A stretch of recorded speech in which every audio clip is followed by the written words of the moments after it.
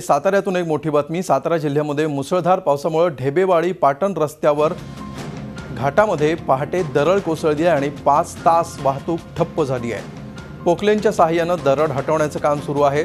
मुसळधार पावसामुळे दरड हटवण्याच्या कामामध्ये अडचणी येत आहेत। रस्त्यावर मोठे दगड पडल्यामुळे वाहतूक पूर्ववत होण्यासाठी वेळ लागण्याची शक्यता आहे।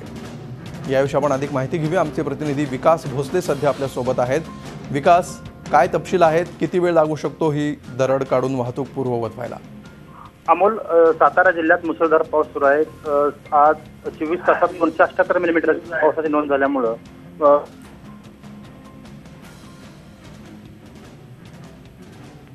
विकास यांचा संपर्क तुटलेला आहे। मुसळधार पावसामुळे दरड कोसळली आहे, त्या ठिकाणची ही दृश्य सध्या आपण बघतायत। दरड हटवण्याचं काम सुरू आहे। पोकलेनच्या सहाय्याने हे काम केलं जात आहे।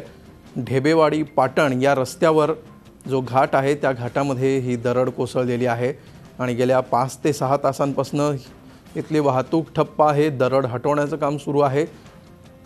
पावसामुळे दरड हटवण्याच्या कामामध्ये अडचणी येत आहेत। पुन्हा एकदा आपला संपर्क झाला विकास भोसले यांच्याशी। विकास, तुम्ही सांगत होतात, काय अपडेट्स आहेत याबाबतचे?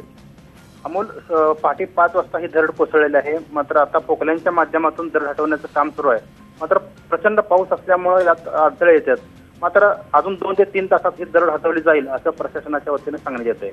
अमोल, धन्यवाद विकास या माहितीबद्दल। अजून 2 ते 3 तासात ही दरड हटवून रस्ता वाहतुकीसाठी पूर्ववत होईल असं प्रशासनाचं म्हणणं आहे। ठीक। झी 24 तास रहा एक पाऊल पुढे।